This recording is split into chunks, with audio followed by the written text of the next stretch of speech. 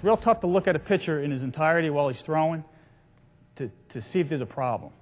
If you have a pitcher that's throwing strikes, say you got a guy that has good velocity, but he's not throwing strikes. It's tough to just look at him overall and pick out a problem. You got to break it down. Okay? Now I'm going to break it down into 5 sections. I like to call them 5 links to the chain.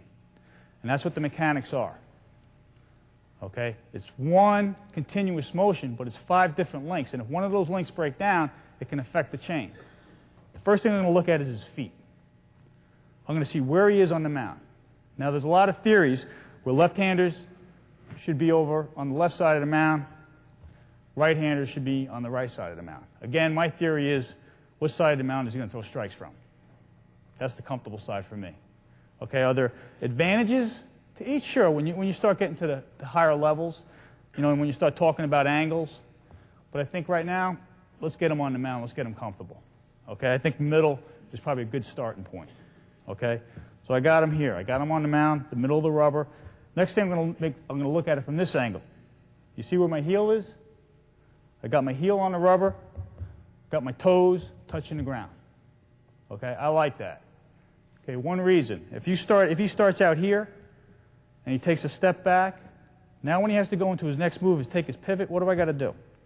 I got to pick up my foot and place it. Okay? And I'm sure some of you played on some of these public fields. After a couple of days of playing, there's about a 4 or 6 inch gully. Okay? And I'll tell you what, if you get a young pitcher and he has to pick up his foot and then find it again, dropping another 4 inches, there's your problem right now. And everybody's saying, you got to do this, you got to do this, you got to bend your back, where it's right here. Just tell the kid to move up on the rubber so he's right there and he's always touching the ground. That's what I'm talking about when you start looking at pitchers. Don't necessarily, the problems aren't always here. It could just be like a small thing like that or a grip. Okay? So I got him on the mound, got my heel on the rubber. The next thing I'm going to look at, what type of tempo does he have? What's his first step like? Okay? Is it a nice, smooth first step or is it violent? Okay? We want to make sure we get the kid nice, smooth first step. Okay? A good way, you're looking at me from this angle as a coach, a good indicator, okay, is to look at his head and look at, this is my pivot foot. Am I keeping my head above my pivot foot for the most part? Yeah. If all of a sudden I start straying, my head's going to go with me. So an easy adjustment for a kid is to tell him, hey, instead of talking about feet, just say, hey, keep your head above your pivot foot. And that'll automatically straighten that out. You don't have to worry about this then. But automatically make him take a shorter step back, and he's going to slow his tempo down just by saying that. Okay? Next thing I'm going to look at is pivot. Okay? Boom, pivot. Young guys, again, make sure they pivot all the way. A lot of times you'll see the young guys that get here, they don't pivot all the way. They just kind of get kind of lazy, or they spin their heel and they end up on top of the rubber, or they get here. Make sure they get all the way. If they get here and then they try to get to their balance, okay, now where am I pointing? I'm heading over here.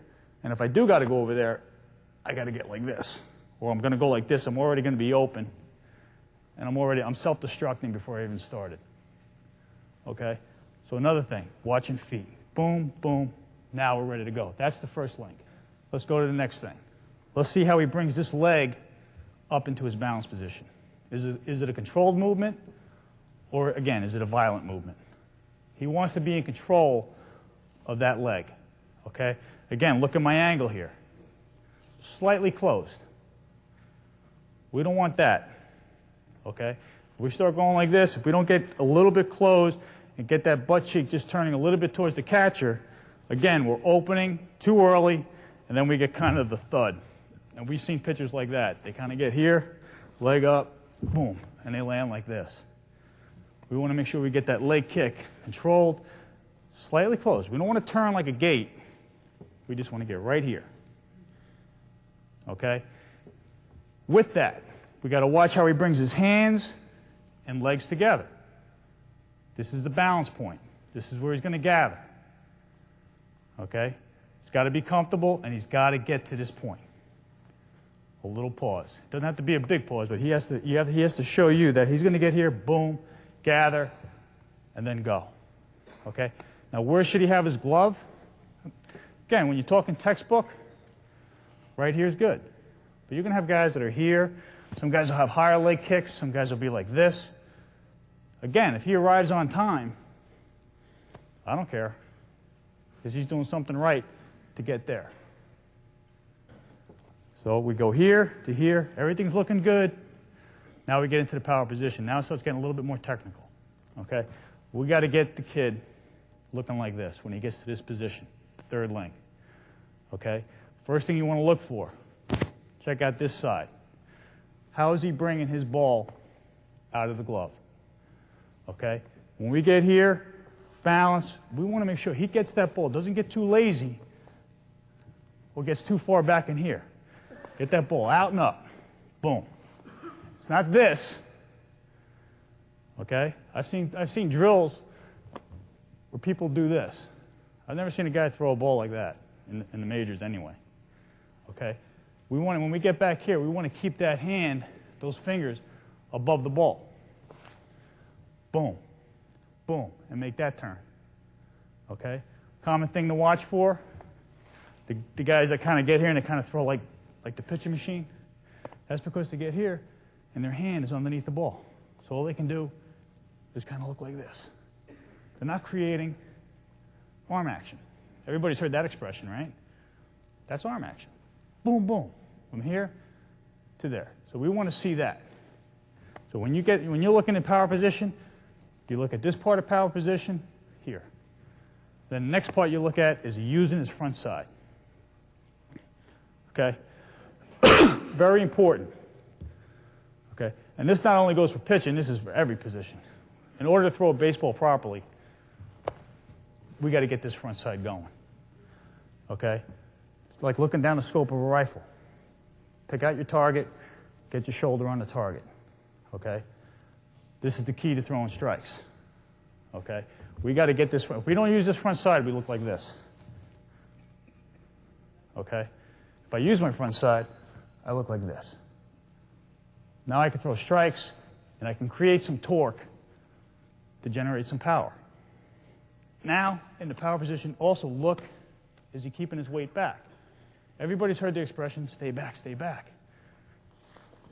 I'm still back here. Okay? Next time you work with your pitcher, tell him to go through his windup and stop. Teach him this position first, and then tell him to stop at it. And more often than not, you'll get guys that go like this. They'll be here. You want to get them, boom, where they're still back. So now they can generate that torque I was talking about and get into this position. Okay, rotation. Okay, and look at my feet. Okay, one, that foot is still on the ground, and that toe is pointing towards the target. Okay, common mistake is here. They don't get that foot turning. Okay, we want to get here, boom, boom, and that happens by landing on the ball of your feet. Here, boom. Okay? Look at my elbow. Okay? Elbow's above the shoulder. Okay? The only difference between a three-quarter guy and an over-top guy is this and this. My elbow moving? It's the same. Okay? The problem with guys are, just because you got a three-quarter pitcher doesn't mean, if he's not throwing strikes and he's throwing here, doesn't mean this is wrong. That's wrong. He starts dropping his elbow. So look for his elbow first before you think he's dropping his elbow. Okay? Because this is the only difference for a three-quarter guy and an over-the-top guy. Okay? When you throw a baseball, if you break it down on film, he's going to get here. I'm back. I'm making my rotation. Okay? I'm throwing. The ball's out of my hand. It's a split second, but I'm all the way here. My foot is still back. The ball's out of my hand, and then the follow-through takes place. Okay? I've heard coaches give advice where you have pitchers on the mound, and they kind of get like this, and they'll say, bend his back. So they go like this. Okay? The follow-through is just a result of momentum. If you don't have momentum, you're not going to have a follow-through. So you can't just say, pick it up at link 5, which is the follow-through, and make an adjustment there. You got to say, hey, you got to stay back here, make a rotation so you got some momentum, and then you can follow through. Everybody's going to have different forms of momentum. Not everybody's going to be able to get here and land picture perfect. Does it help? Sure, it helps. Is it a necessity? How many guys remember Goose Gossage? Remember his follow-through? He was practically down the first baseline. Can you imagine if his youth league coach at 12 years old straightened him out? He had a Hall of Fame career. So that's the point I'm making, is to make sure you realize he was able to throw strikes despite that finish.